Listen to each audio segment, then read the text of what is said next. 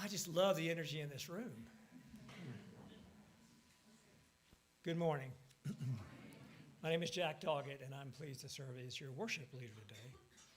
One thing I love about this congregation is our openness to ideas that require discomfort and reevaluation, to see and to choose to move away from the entrenched white supremacy culture of our country.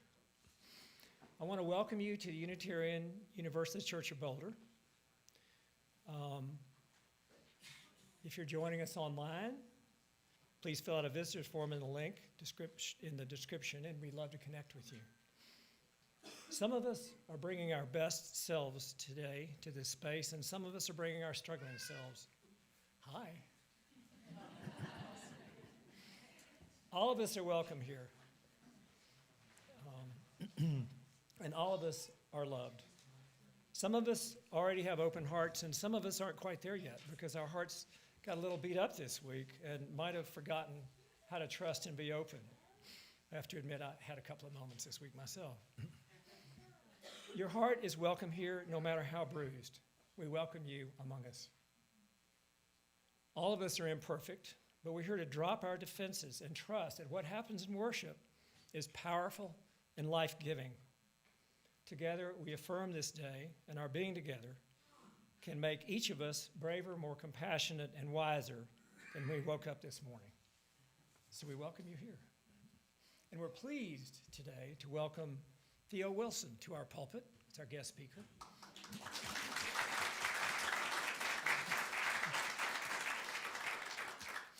Theo is a poet, an author, a lecturer, and an activist. And I'm excited to be part of this service today and glad you're all here to share it with us. Our call to worship is from UU minister Reverend Beverly Spears from Santa Rosa.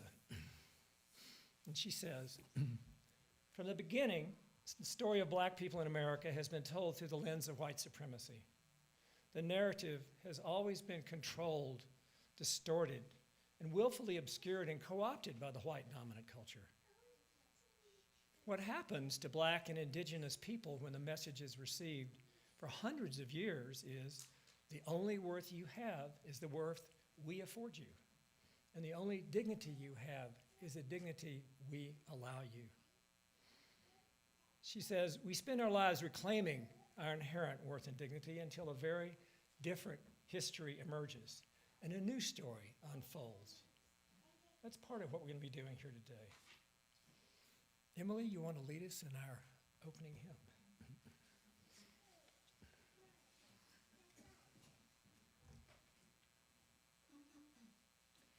Today we'll begin with hymn number 149 in your gray hymnal, Lift Every Voice and Sing, which is colloquially often referred to as the Black National Anthem. We chose the song very intentionally for this service because of its significance in African American history in the United States. James Weldon Johnson wrote the poem, and his brother, John Rosamond Johnson, set it to music. It was originally sung by school children to honor Booker T. Washington. By 1919, the NAACP dubbed it the Black National Anthem. And before we sing, I'd like to offer a few words from my friend, community minister Aisha Ansano, who works in Boston. She says, it's easy on a Sunday morning to open the hymnal and sing along without necessarily processing what we're saying, what the words we're saying really mean. And she cites a few examples here.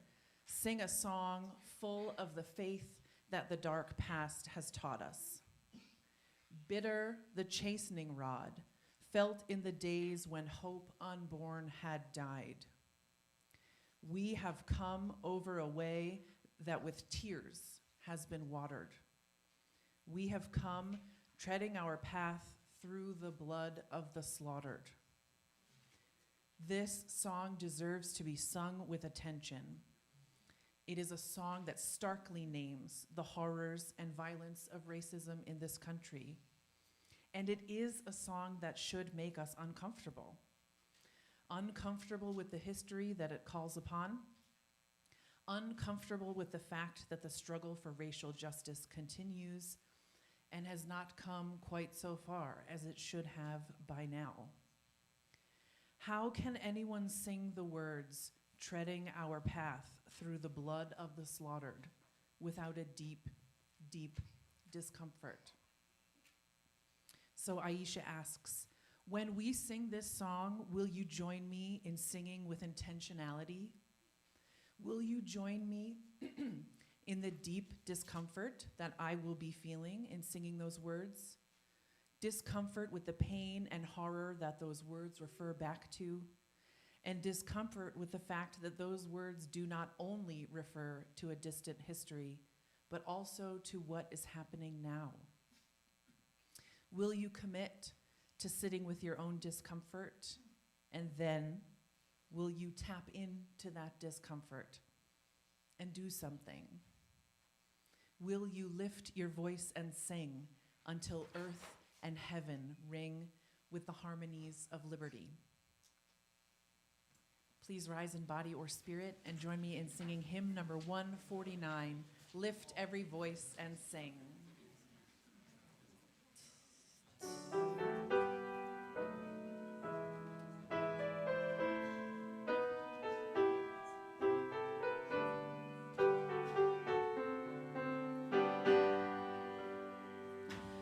Lift every voice and sing till earth and heaven ring, ring with the harmonies of liberty. Let our rejoicing rise high as the listening skies. Let it resound loud as the rolling sea. Sing a song full of the faith that the dark past has taught us. Sing a song full of the hope that the present has brought us. Facing the rising sun of our new day begun, let us march on till victory is won. Stony the road we trod, bitter the chasing rod, felt in the days when hope unborn had died.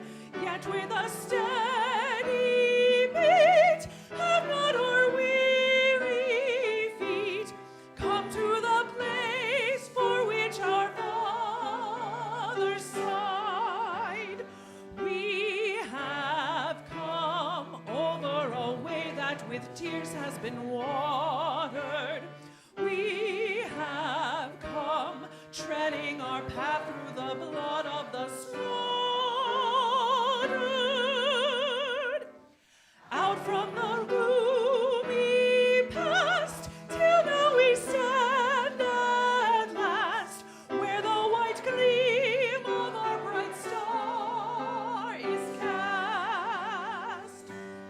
God of our weary years, God of our silent tears, thou who hast brought us thus far on the way, thou who hast by thy might led us into the light, keep us forever in the path we pray, lest our feet stray from the places, our God, where we met thee, lest our hearts, drunk with the wine of the world, we forget thee. Shadowed beneath thy hand, may we forever stand, true to our God, true to our native land.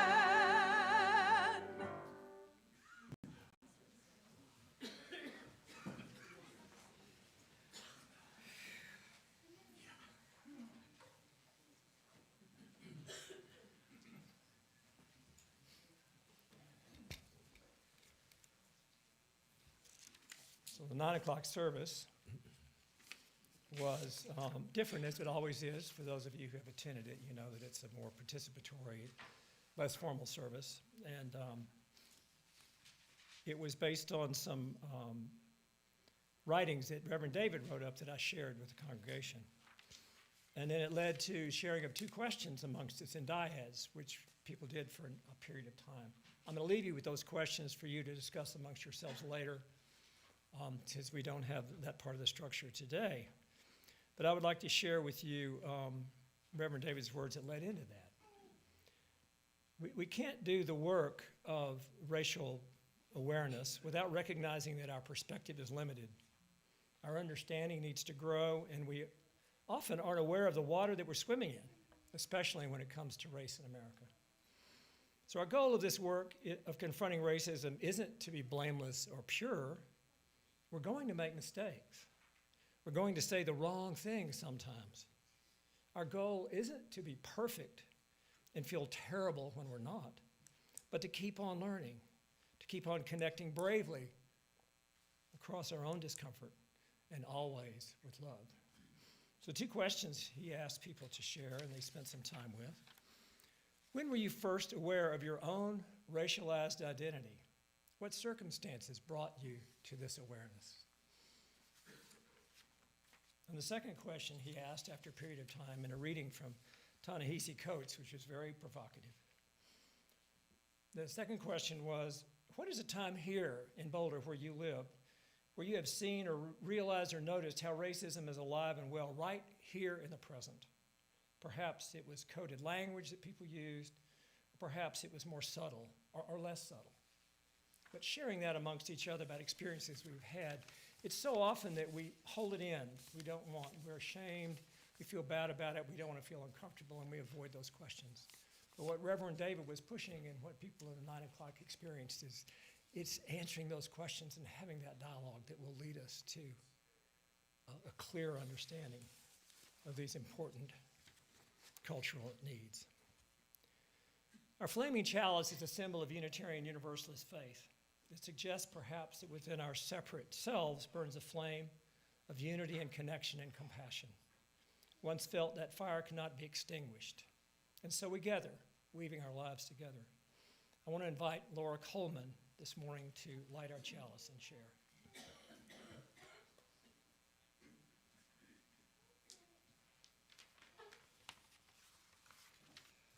Good morning.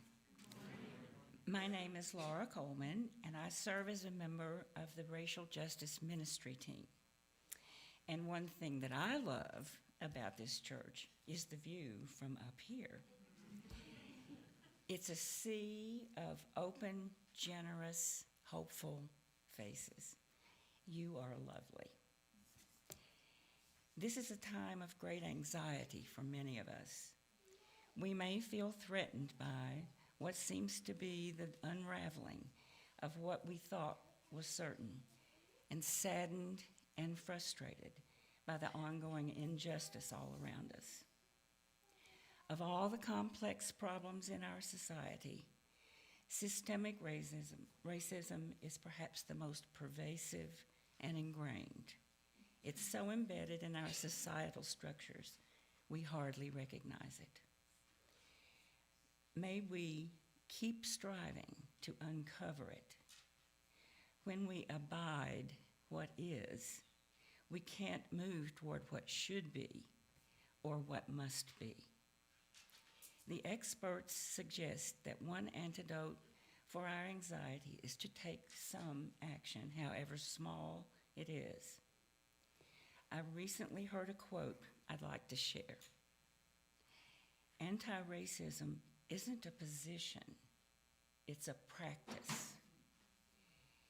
In these times, it is comforting to work in concert with you. I light this chalice to honor all the small actions we take.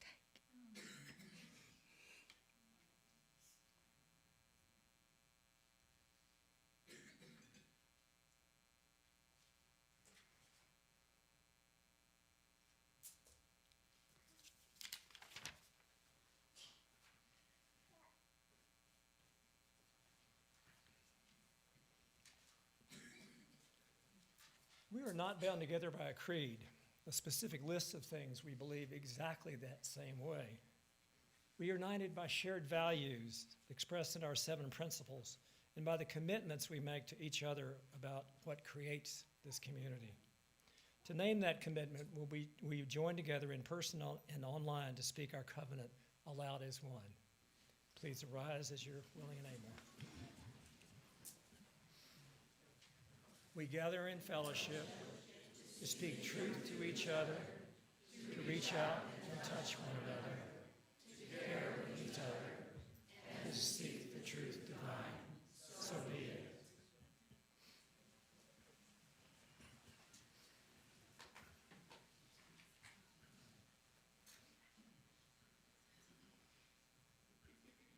The work of owning racism and its effects is tough work, as we've said. It's uncomfortable and easy to just avoid. What it brings up for me when I deal with it is heartbreak. But it usually leads me to a more open-hearted place. Meditation this morning is by Mark Nepo. He says, I've come to believe that we are all broken from the same nameless heart. And every living thing wakes with a piece of that original heart, aching its way into being. Along the way, we are broken open like seeds that bear fruit, so we can meet each other and be touched by each other. So we can remember and inhabit the one precious life we're given. And when broken of all that gets in the way, we suddenly know each other below our strangeness. This is why when we fall, we lift each other. Or when in pain, we hold each other. Why, when sudden with joy, we dance together. Life is the many pieces of that great heart, loving itself back together.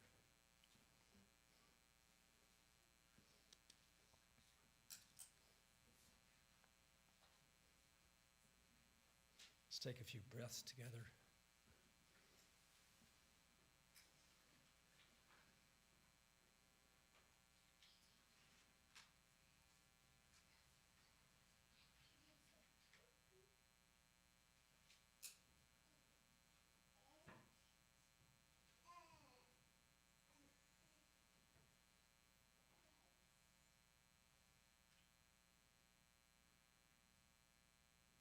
Let's bring to mind those things which we are grateful or joyful about.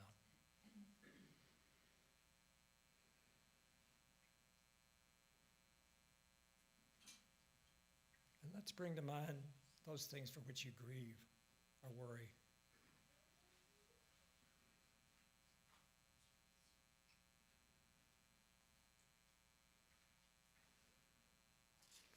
I have some blessings and concerns to share today. A member writes her concern for next Benedict and their family and friends as they mourn Nex's untimely death. This is a non-binary person who was killed in Oklahoma this week. May all non-binary people feel celebrated and embraced by their communities and safe at work and school. And then Susan Gifford wants us to remember Melinda Roark, a longtime member here who died this morning in California after a long illness.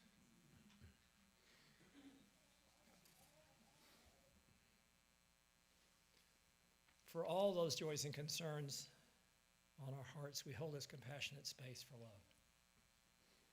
For those of us meeting in person, I invite you to come forward as you feel so moved, starting with the back half of the room, please. And then the folks at the side and then the front. Silently take a stone and place it in the earth to symbolize your joys and your cares taking their place in the larger whole, mingling with each other and held in the hand of our stable, wonderful earth.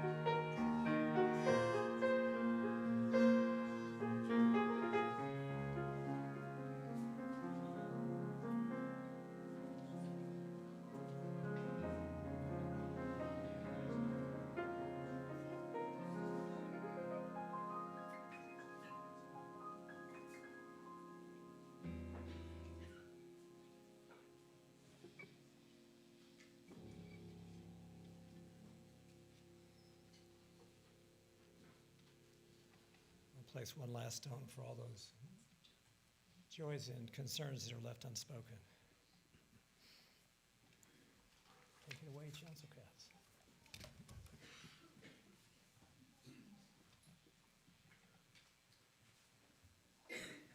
This is a song from an obscure poet and folk singer at the time from the town of Hibbing on the Iron Range in northern Minnesota. In a time of social turmoil and progress, and hopefully we're in one of those times as well.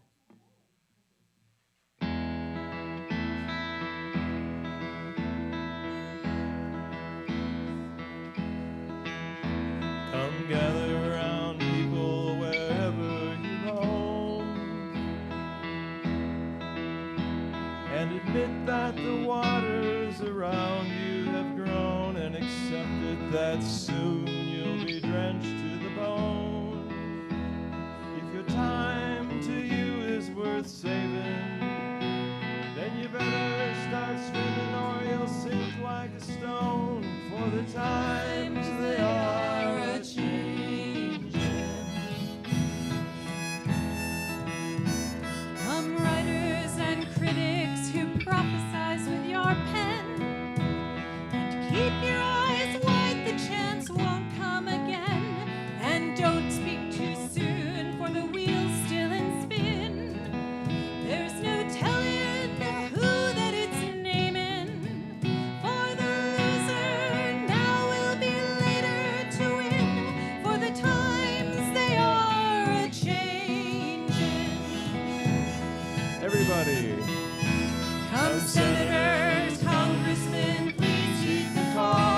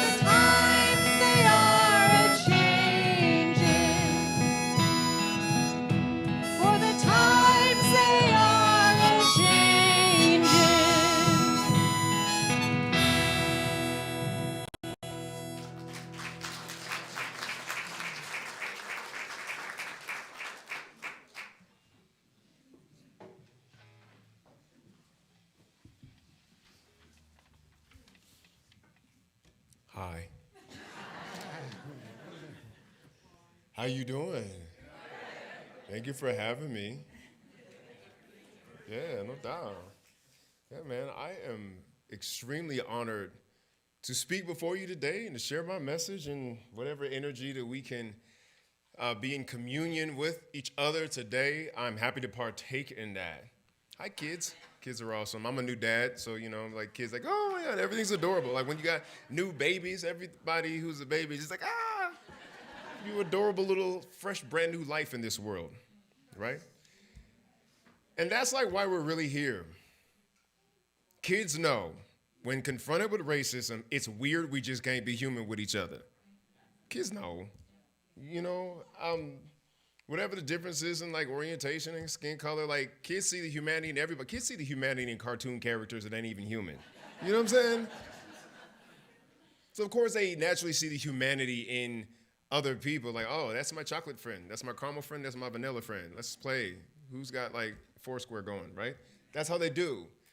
And I think that when it comes to like addressing the injustices of the world, we just trying to get back to that level of innocence with each other. We just have to do it wisely. That's all, right? And so when I travel around, as you probably guess, I'm pretty busy in February. Like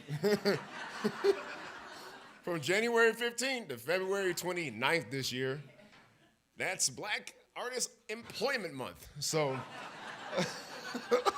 like I travel the country because like, okay, we'll bear it this month and then we're gonna get back to business as usual. And one of the things that kicked me into gear into national consciousness is I did this weird, silly thing where I created a fake profile as a white supremacist in the alt-right. It's weird. Yeah, I went new Black Klansman on them.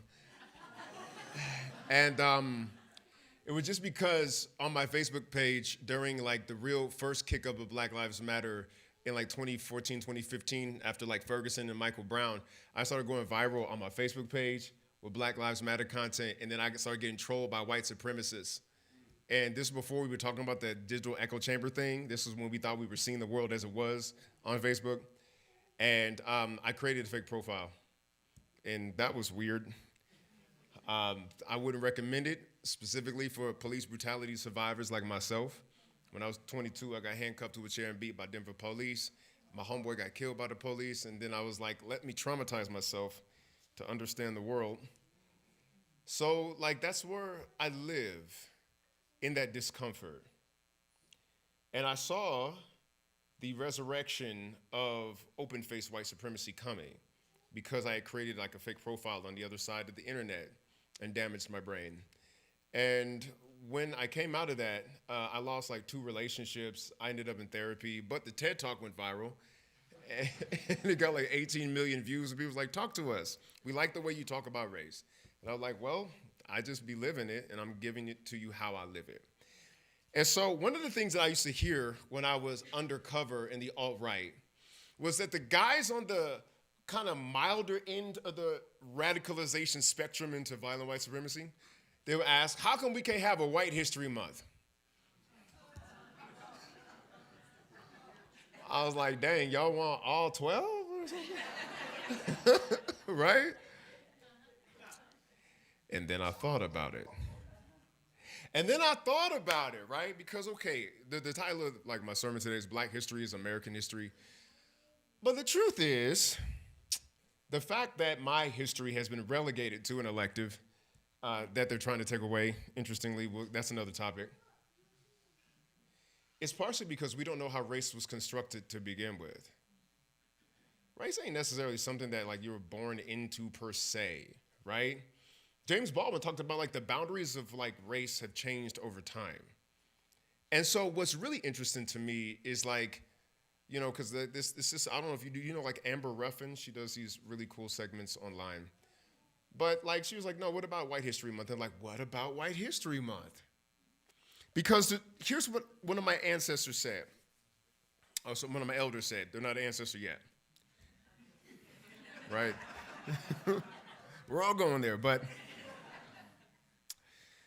slavery and Jim Crow is white history. How we survived it and overcame is Black history. There's a critical nuance right there, right? And so The fact is that like people who we know as Europeans, we're not always white. Did you know that? People we know as Europeans were just the lightest skinned indigenous people on the planet for like a long, long time. And so I think that what we have to unpack here is that like, this other quote I heard, you know, because there was like mad deflections when you were brought up like racial injustice. They would call it woke. Like, how you gonna take our word and just bastardize it and crazy, make it like weird? Like woke meant not ignorant in my community, right? And they would push back and they say like, well, white people didn't invent like slavery. That's true. But slavery invented white people. Key distinction. Slavery invented white people, y'all. This form of it, chattel slavery, the American style, the New World style, is not like what happened in Rome. Not even like the forms that existed in Africa, which they love to remind us about, right? And that when we talk about American color-coded caste slavery, that is a different beast than anything we have seen historically. Even in the Bible, the children of Israel could still worship their own God. This was a different monster altogether, right? And so, white is a legal designation invented in the Americas that spread throughout the colonial world. It ain't that old. Some people think that racism is inherent. It's really not. Tribalism might be. Tribalism, right? But you can define your tribe on all sorts of different lines, right? Some people are like, my tribe is the Broncos.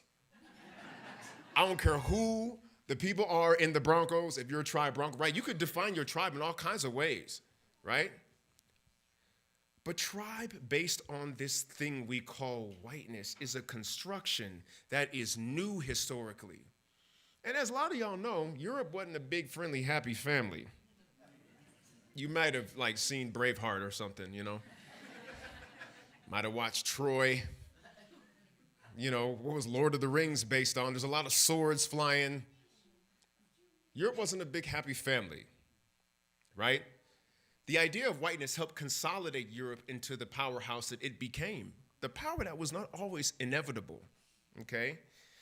But one of the things that happened in the construction of this legal thing called whiteness was the intersection between race and law, which is also known as critical race theory. Ooh. Not CRT, man. Yeah, critical race theory. Dude, it's a college elective. You don't teach CRT in high school. You don't even teach it in undergrad. Critical race theory is a college course about the intersection of race and law, and that's all it's about. But there is places in history where you can see this, right? 1638, one of the earliest places we see it, the Maryland Doctrine of Exclusion. It said no black persons, people defined as black under, the code, what is black African descent, shall enjoy the fruits of white society nor their descendants. Well, there you have it. There goes a law. We didn't write that. That was there, right? And then you have the slave codes. You have the Naturalization Act of 1790. Said only white persons shall enjoy the fruits of citizenship. Not all European people were in that club. Polish folks wasn't in that club. Jewish folks wasn't in that club. Italians weren't in that club. The Irish fought hard to get into that club. You see what I'm saying? It adapted over time. This construction is key. We have to know white history to understand how we got here, right? The Dred Scott decision, 1857, prior to the Civil War. All of these had an effect on the people who were covered under this umbrella of whiteness. You understand what I'm saying? There was a distortion that went on, and there was a blowback that came from it. Frederick Douglass writes about this. Now, I just got done hanging out with Frederick Douglass's descendants. Like, he has a great-great-grandson that looked like Frederick Douglass with like a fade and an earring, you know what I'm saying? But it's definitely like, oh my God. Like, they printed your face from history, right? But Frederick Douglass wrote about this, right? Frederick Douglass wrote about the price that European descended people paid to be white. He wrote about it. He said he was sold to a man named Hugh Ault, and his wife Lucretia had never owned a person before, and taught him how to read, because he was like, that's what you do to kids, teach them how to read. And he learned how to read a little bit. Hugh found out and was like, don't ever teach him to do that. Learning to read will make him unfit to be a slave. And he said that he watched Hugh teach her how to own people and saw the angelic face give way to what he said was the countenance of a demon. It transformed her. She became different. You got to be brutal to own a person. You sacrifice something. There is a trade-off. What does that look like on the macro? Who do you have to become? Well, the demographic records from the 1800s talk about that. The murder rate between white men, just white on white crime, if that's a thing, right? Between white men in Mississippi was 49 times higher than the murder rate between white men in Delaware. Why? Because in order to own a person, you must create a brutality that cannot be compartmentalized. Does that make sense? You gotta be something that you never were. This made the Civil War inevitable. Now the Buddhists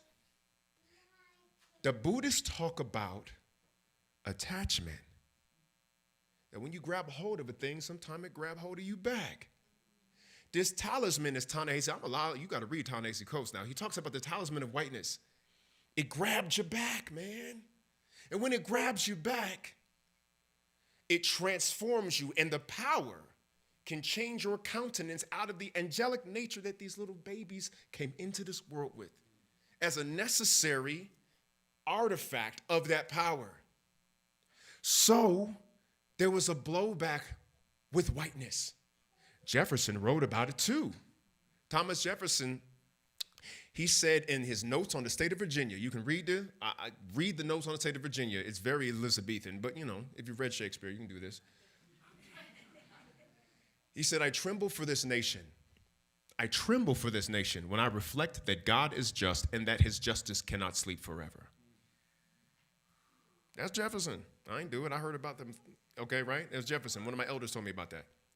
And what he said later in the Notes of Virginia, he said, if you should happen to have the occasion to whip your slave, be careful that you do not do it while your child is present. He said, because a nation rises and falls on its own industry and its disposition of discipline and productivity. And if you teach a child to behave in this way, that loosed passion will teach them how to do the same. That loosed rage, that loosed violence. 630,000 white men lost their lives in the Civil War. 630,000, 117,000 black men lost their lives in the Civil War. That was a bloodletting. That was a consequence of the attachment to this thing. Does that make sense? See, here's where I'm going with this. There is a myth that says that white privilege doesn't necessarily mean that you did not suffer. It just means you didn't suffer because of your whiteness. But I don't know. Now, true, you didn't suffer because somebody else harmed you. But the very attachment to this thing means that white identity in and of itself is kind of a form of suffering. And it ain't just about like the guilt part, you feel me? By the way, guilt is good. People who don't have guilt are psychopaths. Guilt is your own moral compass saying, dude, I missed the mark. I got to do better. Guilt is good. Hold on to guilt. Shame, that's the problem. Guilt seeks to right the wrong. Shame seeks to bury it. Shame seeks to hide it. That's why they rewriting the school books in Texas and Florida right now. That's shame, right? That's the difference. Know that. Because if you don't, certain entities will like rewrite the narrative of your feelings and bait you into the wrong side of history again. So that's the thing, right? And so the past as the pastor, man, that pastor, he was spitting. That was facts, right? He said the past is always present with us. It is, right? Because the hand of the past writes the future. I didn't get 5'10" today. You know what I'm saying? It's everything I ate until I was done growing. See what I'm saying? The past is always present with us. The hand of the past writes the present. So we have to unpack how these vestiges still live with us right now and how we create suffering where it need not be. Like, we often don't draw the connection between like what happened to the Native Americans here in this land and our military industrial complex. We don't make that connection. Why do we spend $800 billion a year on blowing stuff up? Why? The big guns. Why? Because somewhere in the back of our imagination, we understand if my guns aren't big enough, somebody can do to me what I did to them. I gotta always have new weapons, hot weapons, you know what I'm saying? Gotta have, and then I'll name them after the indigenous tribes, the Apache, the Tomahawk. Do you understand where this is going? It's always present. When you talk about violence and mass shootings, we don't connect what happened in Columbine to what happened to Wounded Knee. That was a mass shooting. Sand Creek was a mass shooting. This violence transformed the soul of white America, and the attachment grabbed white America back. So every time we talk about sensible gun legislation, there it goes, the Schmiegel accent. My precious, the Schmiegel, you know what I'm saying? Schmiegel doesn't want to give up his guns. Schmiegel loves his AR-15s, right? That's what you're saying. It's grabbing him back, right? And that is a form of suffering. Settler violence and mass shootings. That's root and fruit, y'all. That's root and fruit. That's what we have to unpack. And the biggest thing that was freaking everybody out, right, and the alt-right, was the idea of like this thing they termed white genocide. Every white nation is nuclear armed. You literally militarily cannot commit white genocide. It's like literally a military impossibility. You actually can't do it. But what's really going on? What are they responding to? Change in demographic, man. That's it. Change in demographic. Now, of course, this migrant situation got folks upset, okay? But prior to that, it was just like the browning of America. Race mixing, right? That's the problem. No, it's not. It's actually a very it's like an easy explanation, because it's not just happening to white people. Westernized nations, where the women achieve a high level of education and are not like brood mares for their husband, you know what I'm saying? Which, I mean, if you want a lot of kids, ain't nothing wrong with that. But where women generally have options, they just have less children because they have them later. Girls will be like, I'm getting my schooling, chill out, you know? That's it. That's literally the only difference. And so the population is just changing, and it's changing like that in Japan. It's changing like that in China. That's all that's happening, right? Western women have children later. There you go. But what's going on right now is that the zero-sum game, gotta be winner, gotta be losers, that was set up by the forebearers of the modern white Americans, set their descendants up to suffer when the demographics changed. And that instead of questioning the zero-sum nature of this game and engineering a better game where we all can win, somebody grabs the narrative and pulls them back into being the very people they don't want to hear about. And that's the sad part. But one question I had for those guys in the alt-right that I didn't ask as like a dude undercover, but I should have, is who were you before you were white? Who were you? Before the conquest, before the enslavement, before the genocides, who were you? The lightest skinned indigenous people on the planet.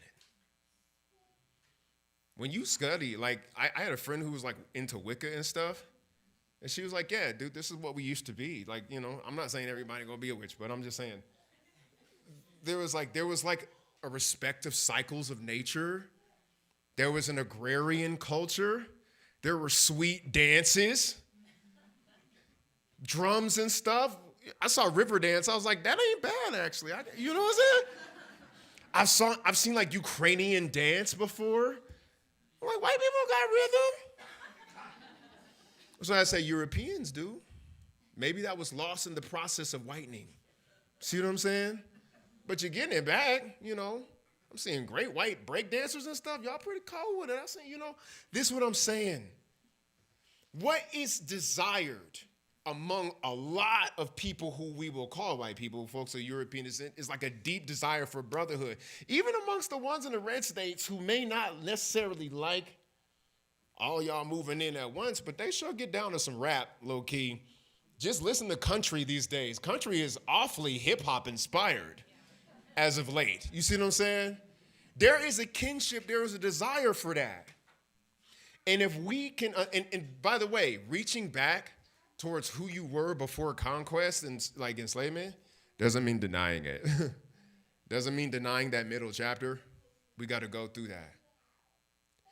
But perhaps understanding how the construction of whiteness was built will help us deconstruct not only racism, not only the zero-sum game, but the suffering that comes with it. Because these little kids know, she about my little daughter's age, is that we should be human together, but we cannot bypass what these structures have left us. We have to take an engineer's mind to it and repurpose these things for something better. And we can do that. And I will say this, the discomfort and stuff that'd be like from talking about Black history and whatnot, that's just an invitation to a really great Rocky story. A Saul to Paul situation where you take what was done and repent in a way that turns away from the sin, because there ain't really nothing in it for you either. But what is the greatest invitation is back into the brotherhood and sisterhood of humanity. That's all we've ever wanted. And if you take that invitation, we're going to make America great for the first time. Thank you very much.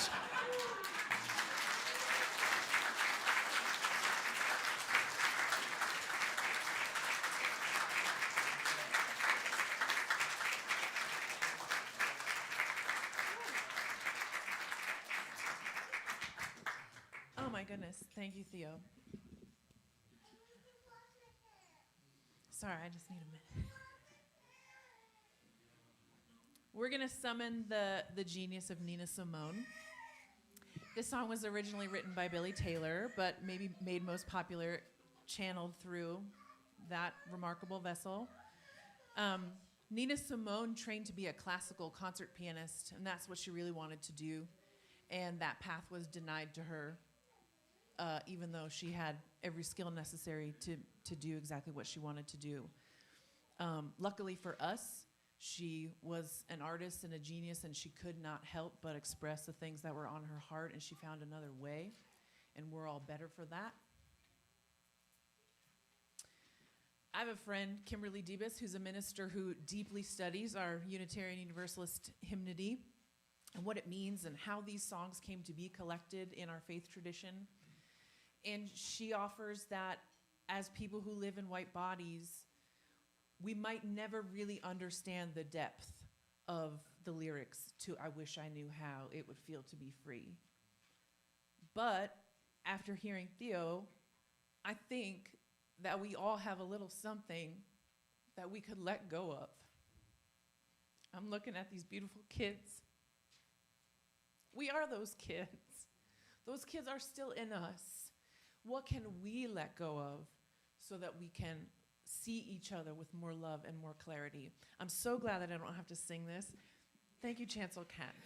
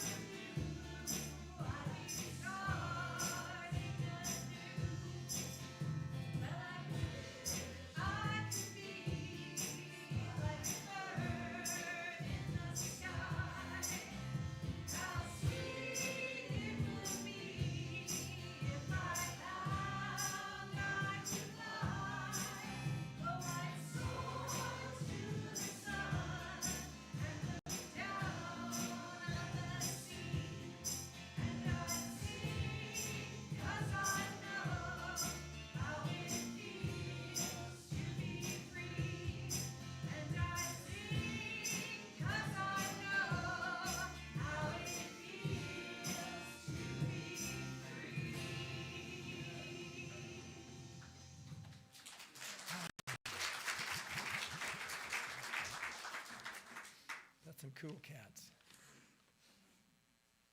This month we share our offering with the I Have a Dream Foundation of Boulder County, whose mission it is to partner with youth and their families as they successfully navigate school, college, and career by providing a holistic academic, social, and emotional program from elementary school through college, along with post-secondary scholarship assistance. The dream is a world where every child has equitable access to the educational and career opportunities that will ignite their innate potential.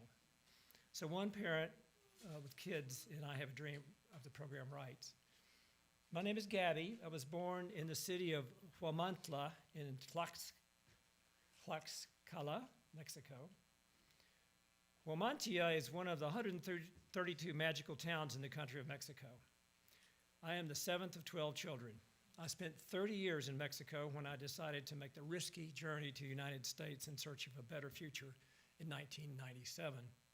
Being in this country, my most cherished dream has been to own a house one day and also get more education. First, I Have a Dream was incredibly supportive of my oldest daughter's dream of graduating college, which she did in 2021 when she graduated from UC Boulder. I Have a Dream supported my daughter during her educational path with mentors who supported her. Since I do not have the education and did not know English to do it myself. Now they continue to help me the same way with my 15-year-old son." Great story. So I invite you to give generously as you are able, and the ushers can pass the baskets. For those who are online, you can use a QR code or find a link in the video description. And I believe there's a QR code if you're one of those high-tech people who knows how to pay that way. May our gifts be used to enact justice, bringing peace and love to the Boulder community and beyond.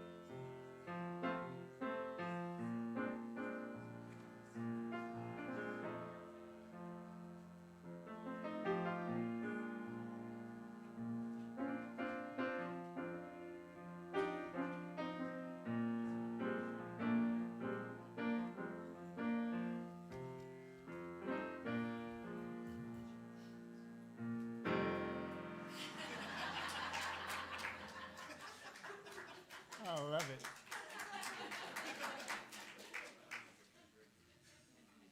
Spirit of love, spirit of compassion, spirit of justice. Fill us with resolve. Let us not shy away from the hard conversations and the determination to do better. Help us to know that as imperfect and insufficient as our efforts are, they are drops of water in a moving stream in which we must swim, startled and determined by the rush of energy around and within us, carrying us forward. Words of Heather Starr, UU minister. Will you rise in body and spirit? We're going to have a special closing song today. We're sending ourselves and each other forth today with a hymn. We need to mobilize this energy that's in our bodies and in our spirits. The music of Black America is music of real hope, real faith that is born of real pain and real struggle. This resilience is an innate human characteristic. This is the story. So please celebrate, summon what you got, come and go with me to that land. 1 and a 2 and Is it you? It's not me. Who's first? It's everybody. Sorry. Here we go. Do over. 1 and a 2 and a 3 and. Come and go with me to that land. Come and go with me to that land where I'm bound. Come and go with me to that land. Come and go with me to that land. Come and go with me to that land where I'm bound. There'll be freedom in that land. There'll be freedom in that land. There'll be freedom in that land where I'm bound. There'll be freedom in that land. There'll be freedom in that land. There'll be freedom in that land where I'm bound. Justice. There'll be justice in that land. There'll be justice in that land. There'll be justice in that land where I'm bound. There'll be justice in that land. There'll be justice in that land. There'll be justice in that land where I'm bound. They'll be singing in that land. They'll be singing in that land. They'll be singing in that land where I'm bound. They'll be singing in that land. They'll be singing in that land. They'll be singing in that land where I'm bound. One more, come and go. Come and go with me to that land. Come and go with me to that land. Come and go with me to that land where I'm bound. Come and go with me to that land. Come and go with me to that land. Come and go with me to that land where I'm bound.